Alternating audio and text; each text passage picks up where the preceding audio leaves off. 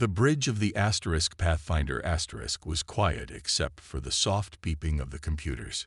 Captain Elaine Winters stood with her hands behind her back, watching the stars on the main screen.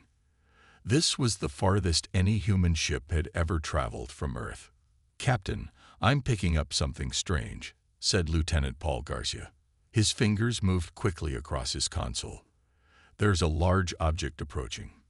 It's not matching any known signatures." Elaine walked over to his station. "How large are we talking?" "Massive, ma'am.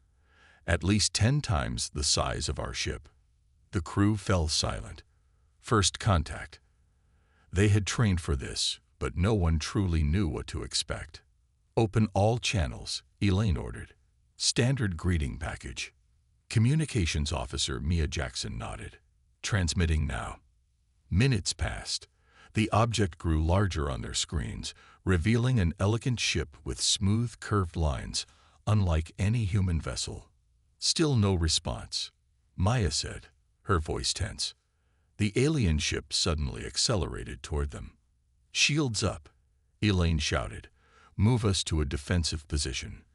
The Pathfinder shuddered as the alien vessel fired. The lights flickered and warning alarms blared throughout the ship. "Hull breach on Deck 3, shouted Engineer Greg Foster. "Sealing emergency bulkheads now." Elaine grabbed the communication panel. "This is Captain Winters of the Earth exploration vessel Pathfinder *. We come in peace. Please cease your attack." The only response was another blast that rocked the ship violently. "They're deploying smaller craft," Paul reported. "I think they're boarding parties." Elaine's face hardened. "All hands, prepare to repel boarders. Security teams to your stations." The alien ships attached to the Pathfinder's hull. Metal screeched as they cut through the outer plating. In the cargo bay, Security Chief Amy Russell distributed weapons to her team. "Remember your training. We don't know what we're facing, but stay together and protect each other." The wall exploded inward. Tall figures in gleaming armor stepped through the smoke. They had 4 arms and reptilian features, with scales that shimmered in the emergency lights. One alien stepped forward, speaking in a series of clicks and hisses. A device on its chest glowed, and a mechanical voice translated, "Primitive beings, surrender your vessel and submit to Jrak's authority." Amy stood her ground. "We are peaceful explorers, but we will defend ourselves if threatened." The alien made a sound like laughter. "Your species is young. You cannot hope to resist." It raised a weapon. Amy fired first. The alien staggered back, clearly surprised. Its companions attacked, but the human security team worked together, using the cargo containers as cover. On the bridge, Elaine watched the security feeds. "They didn't expect us to fight back," she realized. Paul nodded. "They thought we'd be easy targets." Elaine opened the ship-wide channel. "All hands, these aliens expected us to roll over. Let's show them how humans respond to bullies." Throughout the ship, the crew fought with everything they had. Engineer Foster rigged the ventilation system to flood sections containing aliens with knockout gas. Science Officer Dan West figured out the weak points in the alien armor and shared the information ship-wide. In the main corridor, Lieutenant Garcia led a counterattack. The aliens, despite their 4 arms and superior technology, seemed shocked by the humans' coordination and fierce determination. "They're retreating," Paul shouted as the aliens fell back to their boarding craft. Within an hour, the last alien vessel detached from the Pathfinder *. The main alien ship moved away, keeping its distance. On the bridge, the crew watched with a mixture of relief and caution. "They'll be back," Elaine said quietly. "And they'll bring more ships next time." Paul checked his console. "The communication buoy is ready, Captain. We can send everything we've learned back to Earth." Elaine nodded. "Do it. Earth needs to prepare." She looked at the alien ship on the screen. They came expecting to find helpless prey. Instead, they found humans. The buoy launched, racing toward Earth with its urgent message. Humanity was not alone in the galaxy, and its first neighbors were not friendly. But the aliens had learned something too. Humans might be new to interstellar travel, but they were far from defenseless. The Jrax had made a serious mistake.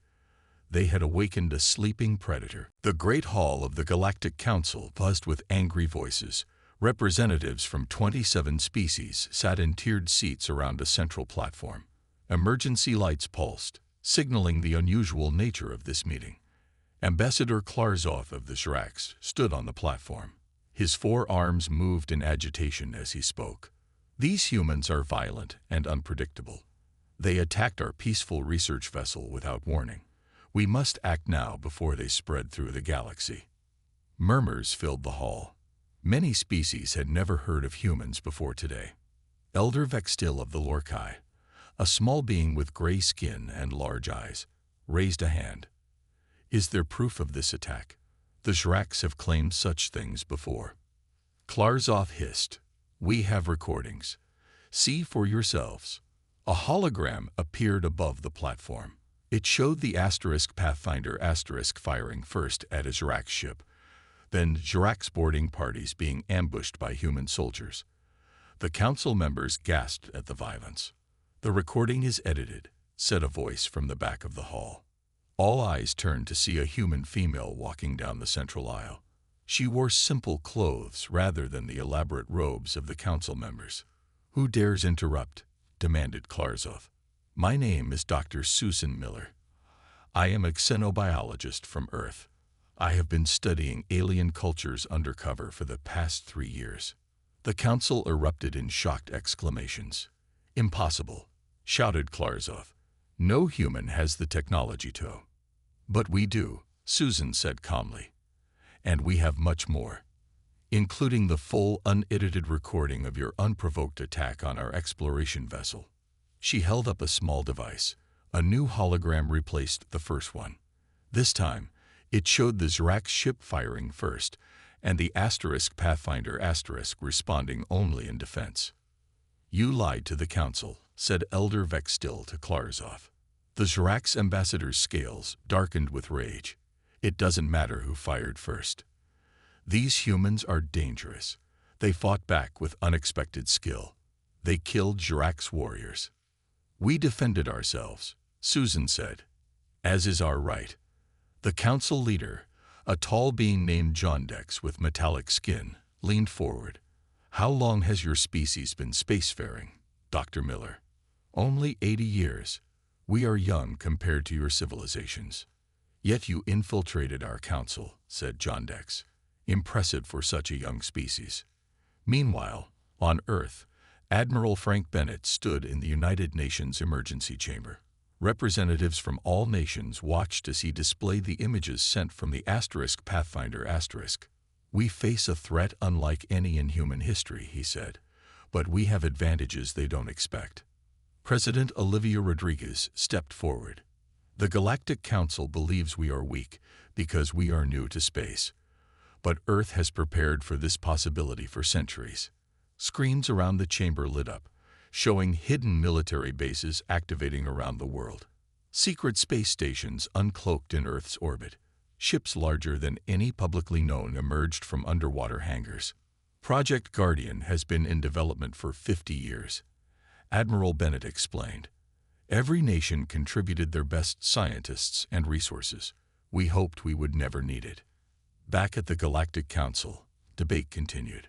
I propose we send observers to study these humans before making any decisions, said Elder Vextil. Klarzov slammed a fist down. While you observe, they prepare for war. We don't want war, Susan said, but we will not surrender our freedom or our safety. Jondex studied her for a long moment. The council will send observers, 3 ships, unarmed, with representatives from 5 species. Susan nodded. They will be welcomed, as long as they come in peace. As the council adjourned, Susan sent an encrypted message to Earth. Council sending observers. Jrax pushing for military action. Prepare accordingly. Admiral Bennett received the message and turned to President Rodriguez.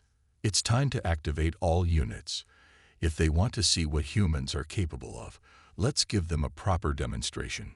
Across Earth, military bases hummed with activity. Scientists worked around the clock to improve weapons and defenses. For the first time in centuries, all nations united with a single purpose. The observers from the Galactic Council had no idea what they were about to witness. President Olivia Rodriguez stood at the podium facing the United Nations General Assembly. Every seat was filled. Screens showed the faces of world leaders who couldn't attend in person. For once, there were no arguments between nations. The alien threat had united humanity. Today, we face our greatest challenge, Olivia said. But we also have our greatest opportunity. The aliens believe we are weak because we fight among ourselves. They don't understand that this fighting has made us strong. Applause filled the room. Olivia waited for it to die down before continuing. Each nation will contribute what they do best. We will show the galaxy what humans can do when we work together. In Japan, engineers worked on advanced robots that could fight in space. In Russia, military experts designed new battle tactics for zero gravity. Brazilian scientists improved space agriculture to feed troops. Every country found ways to help. Chief Engineer Nicole Wright led a team at NASA's main facility. They worked to convert civilian ships into warships. Nicole wiped sweat from her forehead as she examined the plans for a passenger liner. "We can remove these cabins and put missile launchers here," she told her team. "The aliens won't expect weapons on a cruise ship." One engineer looked worried. "Is this right? Turning everything into weapons?" Nicole put a hand on his shoulder. "We're not looking for a fight. But if they come for us, we need to be ready." Across the world, people prepared in different ways. Some built bunkers. Others learned combat skills. Many worked to grow extra food or make medical supplies. Commander Eric Jordan set up training camps where civilians learned how to fight aliens. At a camp in Colorado, he showed people how to use the land to hide and attack. "The aliens have better technology," Eric told the trainees. "But we know our planet better than they ever will.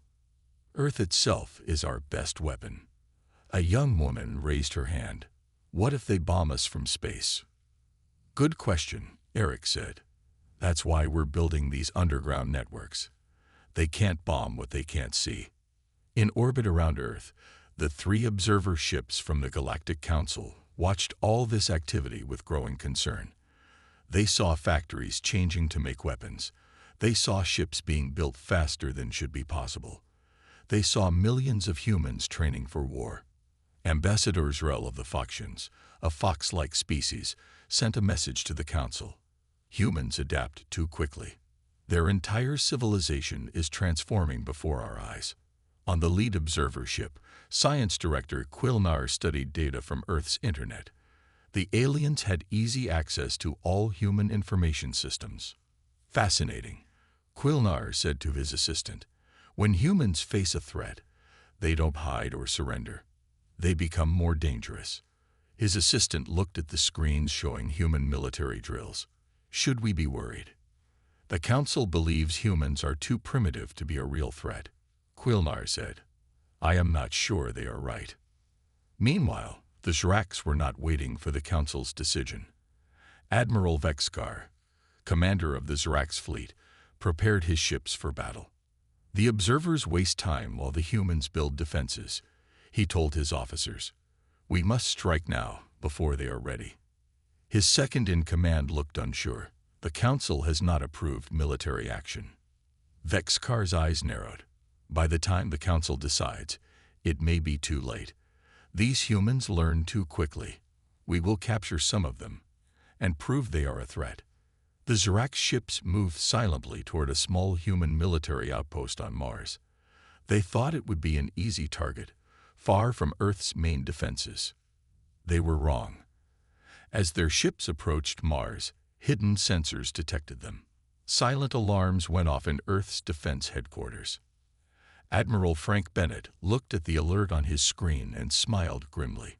"Right on schedule. The Zraks are making their move." He pressed a button on his desk. "All units to battle stations. This is not a drill." The trap was set. Now it was time to show the aliens exactly what humans could do. Major Samantha Powell felt the hard ground beneath her as she woke up. Her head hurt. She opened her eyes and saw a red sky above her. This was not Mars where her team had been stationed. "Everyone okay?" she called out, pushing herself to her feet. 5 other humans lay nearby, all in military uniforms. They were starting to wake up too. Dr. Kevin Chen, the team scientist, checked a small device on his wrist. "The air is breathable but thin. Gravity is stronger than Earth. Temperature is about 90 degrees Fahrenheit." He looked around at the barren landscape. "We're definitely not on Mars anymore." Lieutenant Alan Baker helped Private Maria Gomes to her feet. "What happened?" "Last thing I remember, we were responding to an alert." "The Zrax," said Sergeant Joe Davis, checking his pockets for weapons. "They hit our base with some kind of gas. Then I blacked out." Samantha counted her team. "Where's Corporal Lewis?" "Here, Major," said a voice from behind a rock. Corporal Pete Lewis appeared, carrying a small metal box. "Found this near where I woke up. Looks like alien tech." Kevin examined the box. "It's a recording device. I think it's playing a message on loop." He pressed a button, and a hologram appeared. A Zrax officer spoke in translated English. "Humans, you have been placed on Dithmarch, the testing world. No species has survived here for more than 7 days. The Galactic Council will observe your failure as proof that humans are not worthy of respect. If you somehow survive until the observer ship arrives in 30 days, you will be returned to your people." The message ended. The 6 humans looked at each other. "They think we'll die here," Maria said quietly. Samantha surveyed the rocky terrain stretching to the horizon. "Then we'll just have to disappoint them." For the first day, they explored the area around them. They found a small stream of clean water and rocks they could use as tools. Strange plants grew in patches, and odd creatures scurried among the rocks. "Don't try eating anything yet," Kevin warned. "I need to test if they're poisonous first." Joe pointed to large tracks in the dirt. "Whatever made these is big. We need weapons and shelter." By sunset, they had built a simple shelter against a cliff wall. Alan and Pete fashioned spears from straight branches and sharp stones. Maria gathered fibrous plants that could be woven into rope. As darkness fell, they heard howling in the distance. "Take shifts sleeping," Samantha ordered. "To awake at all times." On the 3rd day, they saw their first major predator, a 6-legged beast with razor teeth that attacked while they were collecting water. Instead of running, the humans worked together. Joe and Samantha distracted it while Alan and Pete attacked from the sides with their spears. The creature fled, wounded. "Nice teamwork," Samantha said, catching her breath. "But we need better weapons." Kevin had been studying the local minerals. "This rock contains high amounts of metal. If we can build a hot enough fire, I might be able to forge something." By the end of the first week, they had a fortified camp with a wall made of rocks and sharpened stakes. Kevin had created metal-tipped spears and knives. Maria had woven tough vines into nets to trap smaller animals they could eat. They even tamed one of the smaller local creatures, a furry, 6-legged animal that warned them of approaching predators. Maria named it Scout.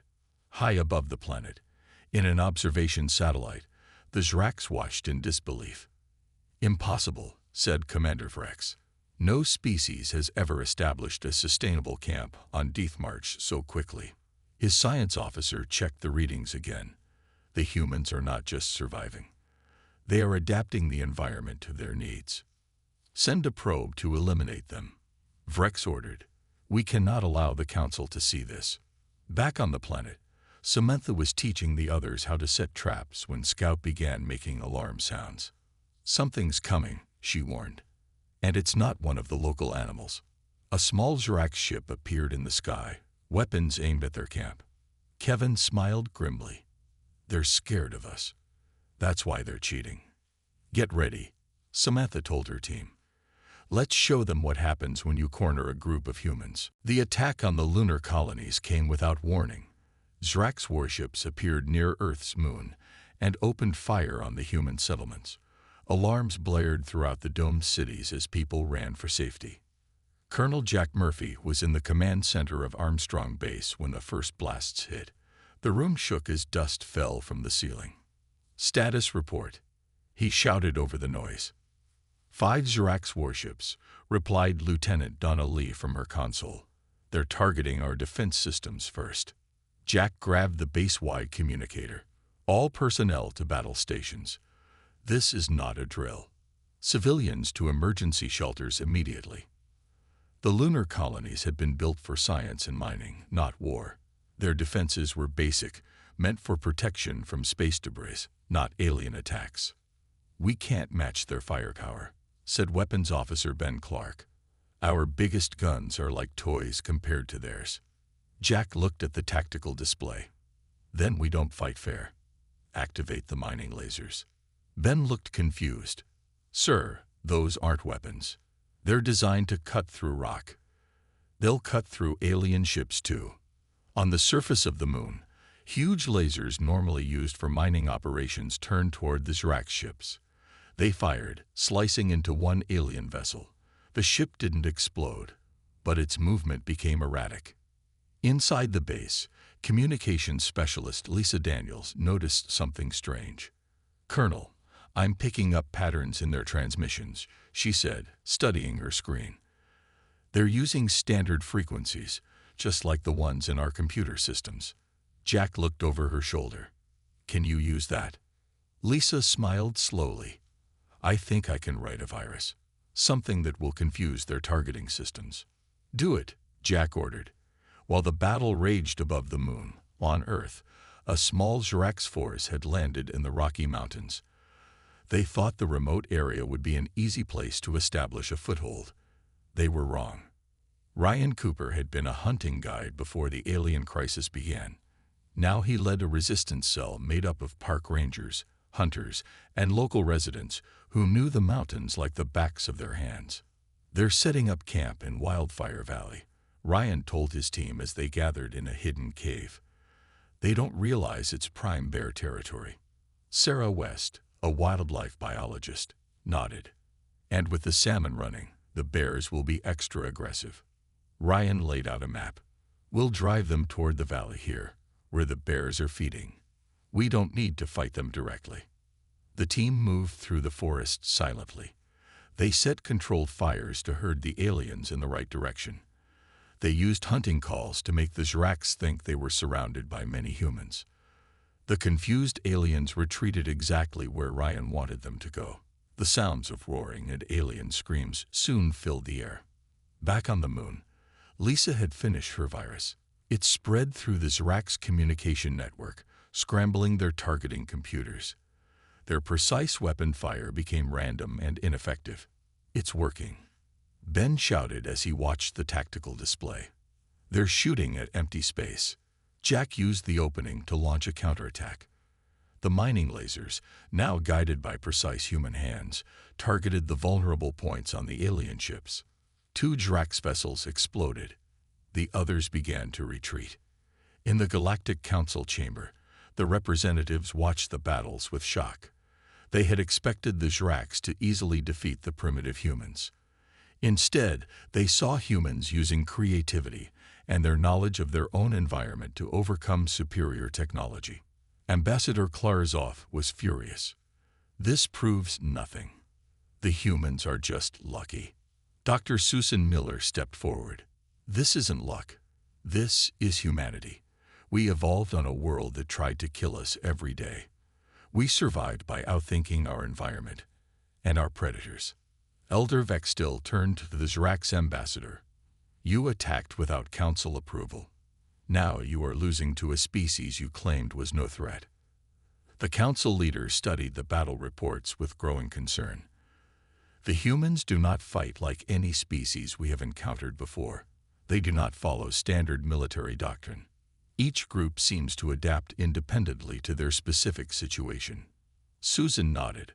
"That's because humans don't just follow orders. We think for ourselves. Each person is a potential weapon, a potential strategist. The council leader looked troubled. A species of killers. No, Susan corrected. A species of survivors. There's a difference. As they spoke, more reports came in. The Zrax forces were retreating on all fronts, defeated not by superior technology, but by human ingenuity and determination. Dr. William Harrison did not struggle as the Zrax guards led him into the great chamber of the Galactic Council. His hands were bound, but he walked with his head high. The room fell silent as the human entered. Many of the council members had never seen a human in person before. "This is the prisoner?" asked Council Leader John Dex. Ambassador Klarzov of the Zrax nodded. "Dr. William Harrison, the leading human scientist. We captured him during our retreat from their moon." William looked around calmly, studying the different alien species with interest rather than fear. "You do not seem afraid, human," said Elder Vextil. "I'm a scientist," William replied. "This is a unique opportunity to meet so many new species." Klarzov hissed in annoyance. "See how they mock us. Even as prisoners, they show no proper respect." The council leader raised a hand for silence. "Dr. Harrison, your people have surprised us. We wish to understand why humans fight as you do." William smiled slightly. "May I give a history lesson?" The aliens looked at each other in confusion, but the council leader nodded. William began to speak, his voice clear and strong. "Earth, our home planet, is not like your worlds. It is a place of extremes. Burning deserts, freezing mountains, crushing ocean depths, storms that can destroy cities." He paused, looking around to make sure the aliens were listening. "And the life on Earth, even more extreme. We have millions of species of plants and animals. Many can kill humans with ease. Poisonous snakes, disease-carrying insects, huge predators with teeth and claws." Klarzov interrupted. "Many worlds have dangerous creatures." "True," William agreed. "But on most planets, the species that developed intelligence were prey animals. They evolved bigger brains to avoid predators. They built societies for safety in numbers. Their technology developed as protection." The council members shifted uncomfortably. "Humans were different," William continued. "We evolved as predators who became smarter to be better hunters. Our bodies are built for persistence hunting, chasing prey until it collapses from exhaustion. Our eyes face forward like all predators, to judge distance when striking." He held up his bound hands. "Look at these hands. They can make delicate art or strangle an enemy. The same brain that writes poetry also plans battles. Every human technology has two purposes, creation and destruction." A murmur ran through the chamber as translation devices shared his words in different languages. "When humans discovered fire," William said, "we used it to cook food and to burn enemy camps. When we made spears for hunting, we also used them in war. When we built ships to explore, we also used them to conquer." Elder Vextil leaned forward. "You speak as if this is something to be proud of." "I'm simply stating facts," William replied. "Humans don't just use weapons. In many ways, we are weapons. Every part of us evolved to survive and dominate our environment." The council leader looked troubled. "If what you say is true, why haven't humans destroyed themselves?" William smiled. "Because we also evolved empathy, cooperation, and intelligence. We learned that working together is more effective than fighting each other. We developed laws, ethics, and morality." He looked directly at Klarzov.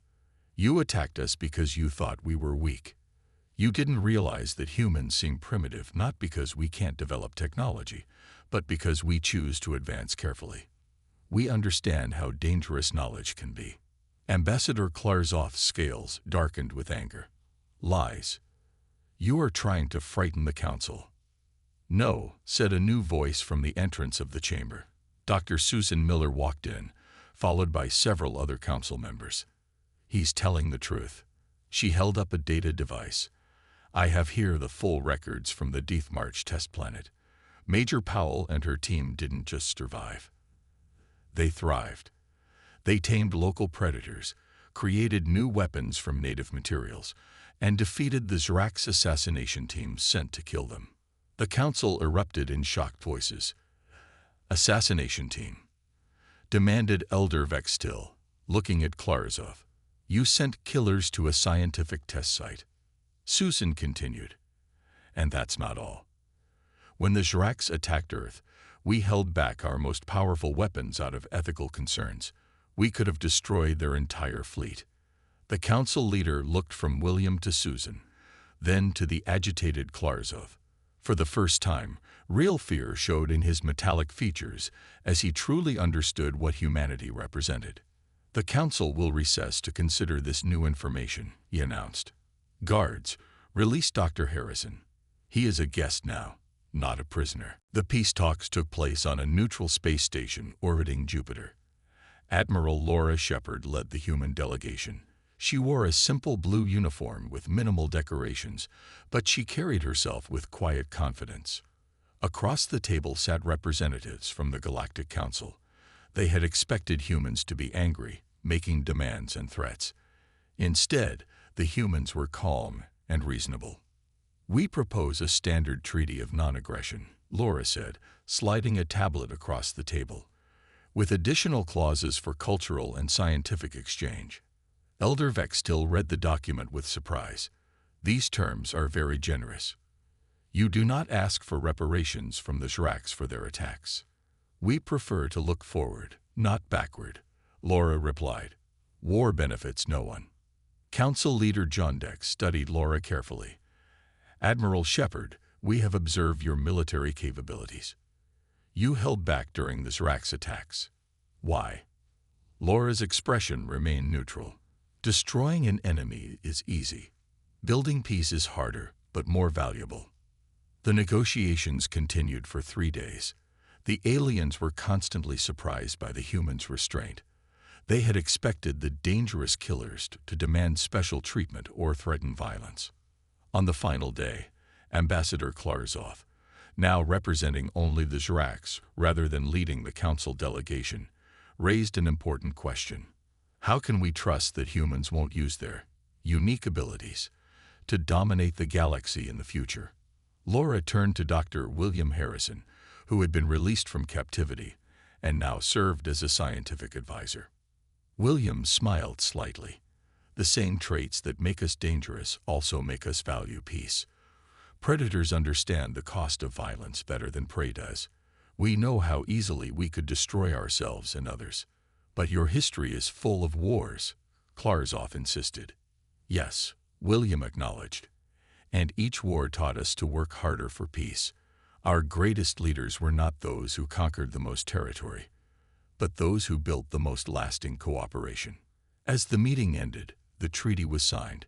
Humanity would join the Galactic Council as a full member, with all the rights and responsibilities that entailed.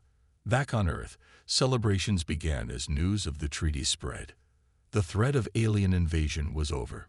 A new era of exploration and cooperation could begin. 6 months later, Captain Elaine Winters of the Pathfinder found herself in an unusual position. Her ship, once attacked by the Zrax, now served as an educational center where alien children could learn about humans. A young Foxian, fox-like with large curious eyes, approached her in the ship's observation deck. Is it true that humans are the most dangerous species in the galaxy? The child asked. Elaine knelt down to be at eye level with the young alien. Some say that. But why aren't you scary? Why don't you attack everyone? Elaine thought for a moment, then pointed out the viewport at Earth glowing blue and green in the distance. See our planet. It's beautiful but harsh. To survive there, we had to become strong and clever. We had to learn to kill when necessary, but we also learned something more important. What's that? Asked the child. We learned that the strongest don't need to prove their strength. True power isn't about hurting others. It's about protecting what matters. The Foxian child considered this, So humans could be the greatest killers, but choose not to be. Exactly, Elaine said with a smile. Any species can learn to destroy. The hard part is learning when not to. As she spoke, a Zrak ship passed by the viewport. Once enemies, now cautious allies. The Zraks had learned a valuable lesson, that underestimating humans was dangerous. But humans had reminded themselves of an even more important truth, that their capacity for violence was matched by their capacity for compassion. Throughout the galaxy, other species watched the humans with a mixture of fear and respect. They saw a young species with ancient instincts, predators with the tools of advanced civilization. But they also saw humans working to build peace, to share knowledge, to protect rather than dominate. The greatest killers in the galaxy had chosen to be its greatest protectors instead. And that perhaps was the most surprising thing of all.